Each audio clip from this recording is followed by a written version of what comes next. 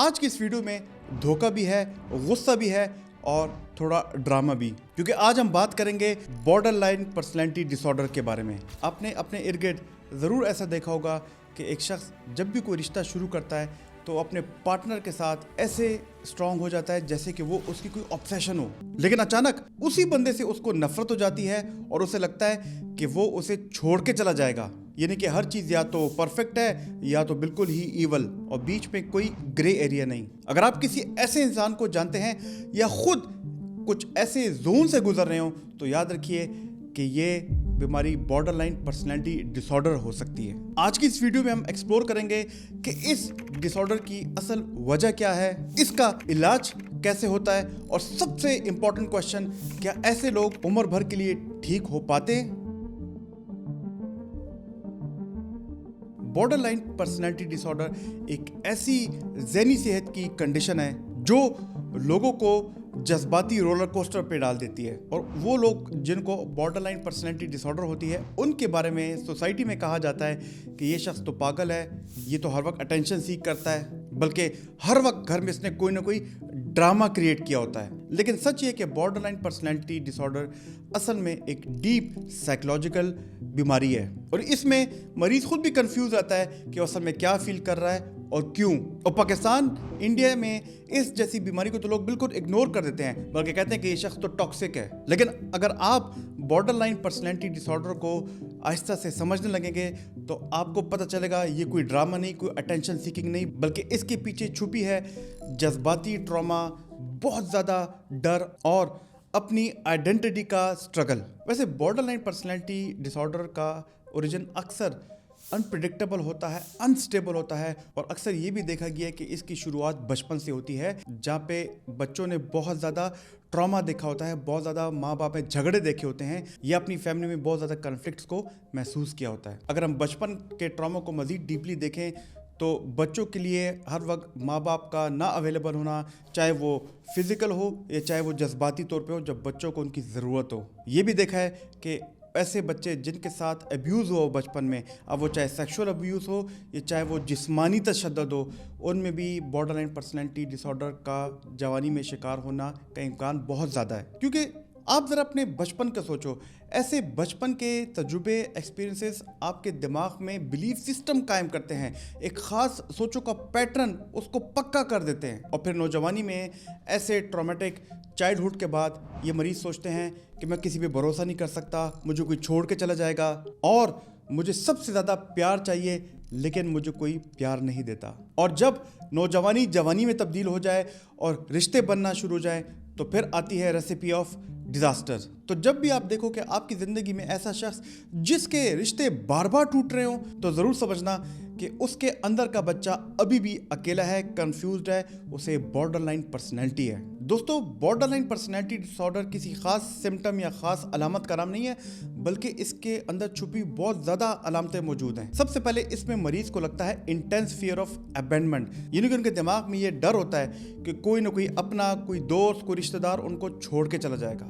اور جب ان کے دوستوں کے, رشتہ داروں کے یا پارٹنرز کے رسپانس تھوڑے سے بھی ڈیلے ہوں تو یہ بارڈر لائن پرسنالٹی شخص کے دماغ میں ایک پینک کریٹ کر دیتا ہے, اور ان کے دماغ میں یہ بھی آتا ہے کہ وہ شخص مجھے اگنور کر رہا ہے اور یہ مجھے اب چھوڑ دے گا. لیکن چھوڑے جانے کے ڈر کے پیچھے ان کے دماغ میں ایک ایسی سوچ چھپی ہوتی ہے جسے ہم سپلٹنگ کہتے ہیں, یا تو بندے کو آئیڈیلائز کرنا یا تو اس کو بالکل ہی ولن بنا دینا. یعنی کہ کبھی تو ان کے ساتھ ایکسٹریم بانڈنگ شو کریں گے یا اگلے دن ان کے ساتھ بالکل دشمنی. ایک دن اپنے پارٹنر کو کہیں گے کہ تم تو میری جان ہو, میں تم سے شدید محبت میں گرفتار ہوں, لیکن اگلے ہی دن وہ کہیں گے کہ تم نے میری زندگی خراب کر دی ہے. یاد رکھیے, اسی بلیک اینڈ وائٹ سوچ کو سپلٹنگ کہتے ہیں. اب جب سب کچھ یہ ہو رہا ہوتا ہے تو رشتوں کے ساتھ ساتھ ان کی اپنی آئیڈینٹی, اپنا سیلف امیج بھی ڈسٹرب ہو جاتا ہے. کبھی ان کو لگتا ہے کہ میں بیسٹ ہوں, اور کبھی یہ لگتا ہے کہ میں سب سے زیادہ برا ہوں, میرے اندر تو کوئی قابلیت ہی نہیں. اور اس وجہ سے وہ اپنے کیریئر, گولز اور ایون اپنے ڈریسنگ بھی بار بار چینج کرتا رہتا ہے, کیونکہ ان کو پتہ ہی نہیں ہوتا کہ میں کون ہوں. لیکن اب بات کرتے ہیں چوتھے نمبر کی اس علامت پہ جو کہ بہت ہی شدید تر ہوتی ہے, جسے ہم کہتے ہیں کرونک ایمٹینس, یعنی کہ اندر سے مکمل خالی پن کی فیلنگ. ان کو ایسا لگتا ہے کہ جیسے اندر سے وہ بالکل ختم ہے, خالی ہیں, اور اس کو فل کرنا بہت مشکل ہے. اس خالی پن اور اس گیپ کو مٹانے کے لیے وہ زیادہ تر तरह तरह के रिश्तों में बन जाते हैं, तरह तरह के खाने खाते हैं बाहर जाके, जिसे हम बिंज ईटिंग कहते हैं, और इसके नतीजे में इम्पल्सिव शॉपिंग भी करते हैं। लेकिन मैंने कुछ ऐसे लोग भी देखे हैं कि जो कि रिस्की बिहेवियर करते हैं, ख़ासकर वो मर्द जिनको ये बीमारी होती है और उसके साथ साथ वो एडिक्शन जैसे चर्स, कोकेन, शराब और आइस का इस्तेमाल शुरू कर देते हैं। अब जहाँ उनकी सोचों में गहराई में इतना सब कुछ हो रहा होता है, तो वहीं उनके मूड पे भी असर होगा और उनको होंगी सेवियर मूड स्विंग्स। उनका मूड स्टेबल ही नहीं रहता। एक घंटा खुशी तो दूसरे घंटे में एक्सट्रीम गुस्सा, फिर एकदम पछतावा, गिल्ट और सारा दिन उदास। अगर कोई भी छोटी मोटी बात हो जाए, वो ट्रिगर हो जाए, तो उनका रिस्पॉन्स बहुत ही खतरनाक हो सकता है। और अगर उनके गुस्से की बात की जाए तो वो बहुत अनप्रिडिक्टेबल है, कभी भी किसी भी टाइम आ सकता है।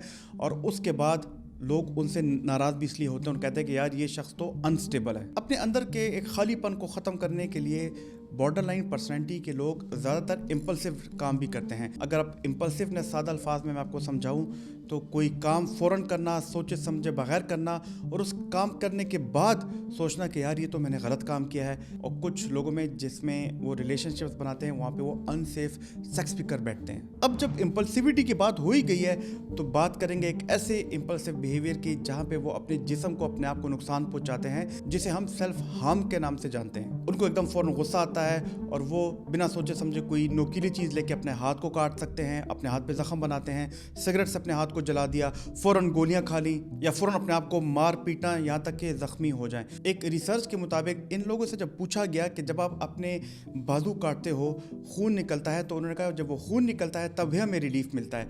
लेकिन काफ़ी ऐसे भी होते हैं जो कहते हैं कि इस एक्ट के बाद, अमल के बाद हम बाद में पछतावा करते हैं और हम कहते हैं ऐसे नहीं होना चाहिए था, लेकिन ये बार बार होता रहता है। अब इतनी गहराई से आपने इनकी साइकोलॉजी समझ ली है तो एक चीज़ रह गई है कि इन सब के नतीजे में ये लोग हर वक्त शक करते रहते हैं, स्पेशली अपने पार्टनर्स पे।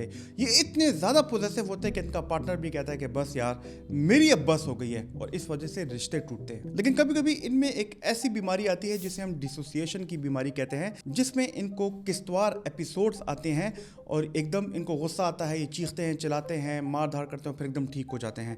इसे डिसोसिएटिव डिसऑर्डर कहते हैं। और अगर आपने इसके बारे में ज़्यादा तफसील जानी है तो हमारी ये वाली वीडियो जो कि मैंने DPDR के बारे में बनाई है, देखना तसल्ली से, आपको काफ़ी फ़ायदा होगा। अब वीडियो के स्टार्ट में मैंने आपसे एक सवाल पूछा था कि क्या इसका इलाज मुमकिन है, क्या ऐसे शख्स ठीक हो सकते हैं? तो इसका जवाब है जी हाँ, इनका इलाज मौजूद है। और इनकी थेरेपी, जिसमें cognitive behaviour therapy, dialectical behaviour therapy की जाती है, जो कि ख़ास तौर पे बॉर्डर लाइन पर्सनैलिटी वालों को दी जाती है। इसमें सेशंस होते हैं, हर सेशन 40 मिनट का होता है और ये 8 से 9 सेशन होते हैं। लेकिन इसके साथ साथ अगर इनके अंदर न्यूरोलॉजिकल और न्यूरोट्रांसमीटर्स के मसले होंगे तो फिर दवाइयाँ भी उसी लिहाज से दी जाएंगी। इसमें सबसे पहले आती हैं मूड स्टेबलाइजर्स, जो कि एपिवाल, टिग्राल और टोपारामेट के नाम से आती हैं। ये आपके मूड को स्टेबलाइज रखती हैं। अगर आपने इनके बारे में मज़ीद जाना है तो हमारी ये वाली वीडियो देखना, जिसमें मैंने मूड स्टेबलाइजर्स के बारे में बताया हुआ है। लेकिन इसके साथ साथ अगर इनको डिप्रेशन और एंग्जाइटी की बीमारी होने लगे तो इनको हम एंटी डिप्रेसेंट देते हैं, जैसे SSRI। और इसके साथ साथ अगर इनको बहुत ज़्यादा पैरानोया हो और इनकी बिहेवियर घर में कंट्रोल ना हो तो हम इनको लो डोज एंटी साइकोटिक्स पे देते हैं। इन सब के बारे में मैंने वीडियोस बनाई हैं, आप इसे हमारे चैनल में ज़रूर फाइंड कर सकते हो। याद रखिए कि ऐसे लोगों का एक सपोर्ट सिस्टम भी बनाया जाता है, जिसमें मरीज को जज नहीं किया जाता बल्कि उनकी हीलिंग की जाती है। और हीलिंग तभी होती है जब वो थेरेपिस्ट के पास या ऐसे ग्रुप्स में जाके सेफ स्पेस में अपने दर्द को, अपने पेन को एक्सप्रेस कर सके, बगैर किसी जजमेंट के, बगैर किसी शर्म के। दोस्तों, अगर आपको भी लगता है कि आपके करीब या आपका कोई जानने वाला बॉर्डर लाइन पर्सनैलिटी डिसऑर्डर, जिसमें जज्बाती मसाइल, उनके अनकंट्रोल गुस्सा और मल्टीपल एडिक्शन की बीमारियों से गुजर रहा है, तो उनके साथ ये वीडियो ज़रूर शेयर करना। अगर आपको हमारी ये वाली वीडियो पसंद आई तो हमारी ये वाली वीडियो ज़रूर देखना, जिसमें मैंने नार्सिसिस्टिक पर्सनैलिटी डिसऑर्डर के बारे में बात की है और कैसे रिश्ते ख़राब होते हैं। आपको यकीनन फ़ायदा होगा। मेरी कोशिश है इन वीडियोज़ के ज़रिए आपको साइकोलॉजिकल रिजिलिएंट बनाऊँ, आपके अंदर मेंटल हेल्थ अवेयरनेस लाऊं। हमारे चैनल को लाइक और सब्सक्राइब ज़रूर कीजिएगा। खुदा हाफिज़।